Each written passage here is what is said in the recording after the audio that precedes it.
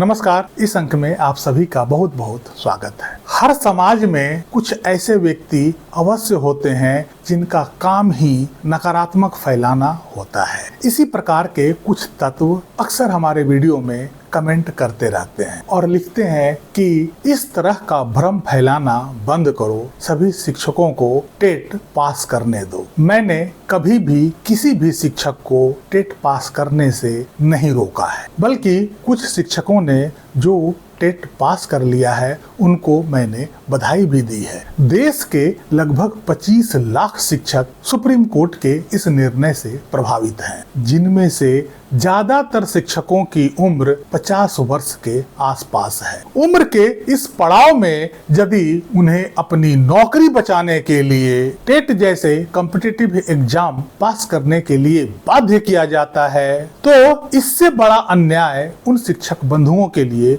कुछ नहीं हो सकता है। कितनी माताएं, बहनें और वैसी महिलाएं इसके चपेट में आ जाएंगी जिनको मृतक आश्रित कोटे में नौकरी मिली है और अपने परिवार और बच्चों का भरण पोषण कर रही है। मेरा संघर्ष वैसे लोगों की नौकरी बचाने के लिए है, उन लोगों के लिए जो इस उम्र के पड़ाव में टेट जैसे टफ एग्जाम को देने में सक्षम नहीं है। सुप्रीम कोर्ट द्वारा टेट बोझ को इन सभी शिक्षकों पर अनावश्यक रूप से डाल देना कहीं न कहीं उनके साथ अन्याय होगा। आखिर देश के कितनी भर्तियों में, कितने विभाग में ऐसा होता है कि 20-25 साल सर्विस करने के बाद उन्हें अपनी नौकरी बचाने के लिए फिर से अपनी योग्यता साबित करने की परीक्षाएं देने के लिए मजबूर किया जा रहा हो। जो भी शिक्षक टेट क्वालिफाई करने में सक्षम है वे अवश्य कर सकते हैं। इसके अलावा वे शिक्षक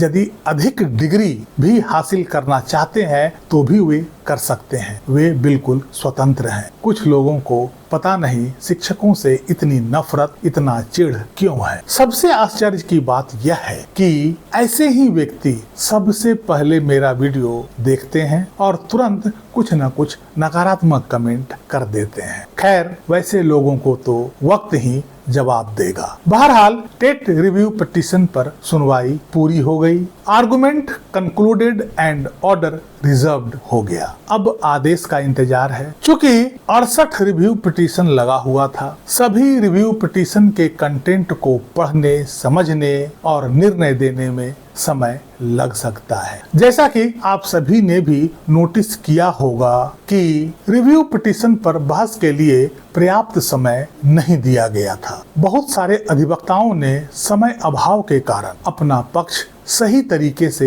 नहीं रख पाए। कुछ ऐसे वाइटल और प्रमुख मुद्दे थे जिनको प्रस्तुत करने के लिए अधिवक्ताओं के पास समय ही नहीं बचा था। ऐसे में यदि न्यायाधीश महोदय सभी रिव्यू पिटीशंस के कंटेंट को अंतिम निर्णय देने से पहले यदि अच्छी तरह पढ़ने और समझने का प्रयास करते हैं तो इसका सकारात्मक प्रभाव निर्णय में देखने को मिल सकता है। यह तो अब निर्णय सामने आने पर ही पता चलेगा कि आखिर न्यायाधीश महोदय ने इस रिव्यू पिटीशंस में बताए गए कंटेंट्स को कितना गंभीरता से लिया है और कितना समझने का प्रयास किया है। यदि इस रिव्यू पिटीशन में शिक्षकों के पक्ष में फैसला आता है तो वेल एंड गुड, और यदि निर्णय से प्रभावित शिक्षकों को कोई खास राहत नहीं मिलती है तो हमें आगे की रणनीति तैयार करनी होगी। आप में से बहुत सारे शिक्षक यह सोच रहे होंगे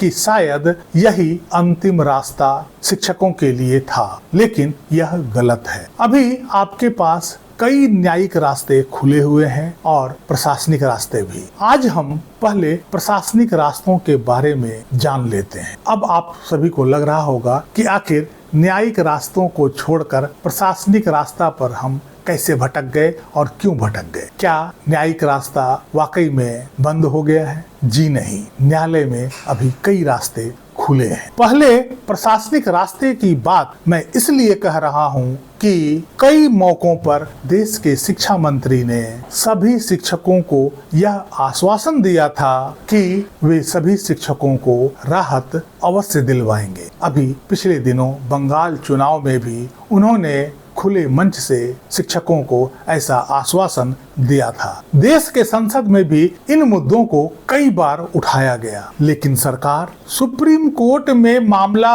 लंबित है इस बात को ढाल बनाकर इस पर स्पष्ट उत्तर देने से बचती रही। यहाँ तक कि आरटीआई के जवाब में भी सुप्रीम कोर्ट में मामला लंबित होने का कारण बताकर इसका स्पष्ट जवाब नहीं दिया गया और उसके जवाब में सुप्रीम कोर्ट के ही आदेश को कोट कर दिया गया। सरकार ने अंतिम क्षण तक अपने पत्ते नहीं खोले कि आखिर सरकार की मंशा क्या है, सरकार क्या चाहती है और 2017 के संशोधन का उद्देश्य क्या है। यदि सुप्रीम कोर्ट से रिव्यू पिटीशन पर आदेश आ जाता है और उसमें सभी प्रभावित शिक्षकों को राहत नहीं दी जाती है तो अब सरकार के पास मामला सुप्रीम कोर्ट में लंबित होने का बहाना नहीं होगा। सरकार को इस पर अपना रुख स्पष्ट करना होगा और प्रभावित शिक्षकों के हितों को ध्यान में रखते हुए कोई न कोई ठोस कदम अवश्य उठाना होगा। उन शिक्षकों को इस संकट से बाहर निकालना होगा। इस समय सरकार के पास कोई ऐसा बहाना नहीं होगा जिससे कि इस मुद्दे को टाला जा सके। बावजूद इसके यदि सरकार इस पर कोई आनाकानी करती है या कोई और बहाना बनाती है तो सरकार निश्चित रूप से एक्सपोज हो जाएगी और उसका नियत स्पष्ट हो जाएगा। और अभी तक सरकार की ओर से जो आश्वासन मिलता रहा है वे सारे आश्वासन अब जुमला साबित होंगे। इसलिए मेरी राय में अगला कदम सरकार से स्पष्टीकरण लेना ही उचित रहेगा और यदि सरकार शिक्षकों को राहत देने के लिए कोई रास्ता निकालती है या कोई तत्परता दिखाती है तो सभी शिक्षकों के लिए यह लाभप्रद होगा। इस बीच यदि हम कोई जुडिशियल स्टेप ले लेते हैं तो सरकार फिर से वही बहाना बना लेगी कि चूंकि मामला सुप्रीम कोर्ट में लंबित है इसलिए सरकार के हाथ बंधे हैं और सरकार इस पर कुछ नहीं कर सकती है। इसलिए इस संबंध में कोई नई न्यायिक प्रक्रिया में जाने से पहले सरकार का रुख स्पष्ट करना आवश्यक होगा। इसलिए हम कोई न्यायिक कदम बढ़ाने से पहले सरकार से पूछना चाहते हैं, सरकार से स्पष्टीकरण लेना चाहते हैं कि आखिर उनके मन में क्या क्राइम पेट्रोल चल रहा है। यदि वे वाकई में शिक्षकों के हित में शिक्षकों के साथ खड़े हैं तो उनको राहत देने के लिए कोई ना कोई कदम अवश्य उठाएंगे। अब हम समझते हैं कि सरकार शिक्षकों को राहत देने के लिए इसमें क्या क्या कर सकती है। नंबर 1, श्वेत पत्र। सरकार इस पर श्वेत पत्र जारी कर सकती है और आरटीई एक्ट के 2017 के संशोधन में जहां कंफ्यूजन है, जो गुत्थी उलझी हुई है, उस पर अपना स्पष्टीकरण श्वेत पत्र के माध्यम से दे सकती है और उस श्वेत पत्र के आधार पर फिर इस निर्णय में सुधार आसानी से किया जा सकता है। नंबर 2, अध्यादेश या ऑर्डिनेंस। सरकार इस संबंध में ऑर्डिनेंस ला सकती है, अध्यादेश ला सकती है और सभी शिक्षकों को टेट से राहत दे सकती है। नंबर 3, कानून में संशोधन। सरकार आरटीई एक्ट में उचित संशोधन करके सभी शिक्षकों को इससे राहत दिला सकती है, लेकिन यह तभी संभव होगा जब संसद सत्र में होगी या संसद का विशेष सत्र बुलाया जाएगा। क्योंकि संशोधन को संसद से पास कराना आवश्यक होता है, इसलिए जब संसद का सत्र नहीं चल रहा होता है तो सरकार इस संबंध में अध्यादेश लाना ही उचित समझती है और जब संसद का सत्र शुरू होता है तो उस अध्यादेश को संसद से पास कराकर उसे कानूनी जामा पहनाया जाता है। इसके अलावा कोई भी कार्यकारी आदेश, पत्रावली,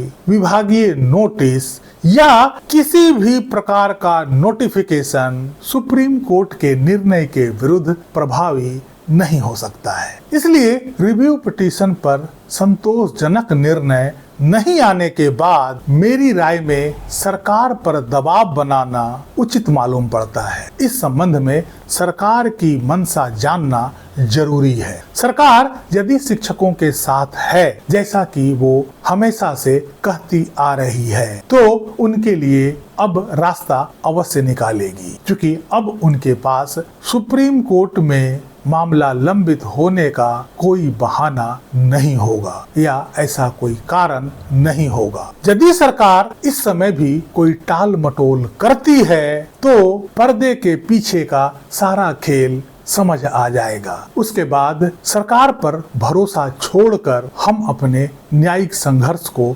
मुस्तैदी से आगे बढ़ाएंगे। कम से कम यह भ्रम टूट जाएगा कि सरकार शिक्षकों के साथ खड़ी है और हमारी न्यायिक लड़ाई तो तब तक जारी रहेगी जब तक सभी शिक्षक बंधुओं को उचित न्याय नहीं मिल जाता है। मेरी राय में तो यह उचित लगता है कि एक बार सरकार का रुख जानना आवश्यक है। बाकी आपके शिक्षक संघ जो भी निर्णय लेंगे वो उचित ही रहेगा। इस अंक में यहीं तक। कैसी लगी जानकारी कमेंट करके जरूर बताइएगा। वीडियो को लाइक कीजिएगा, चैनल को सब्सक्राइब कीजिएगा। मिलते हैं अगले अंक में, तब तक के लिए जय हिंद, वंदे मातरम।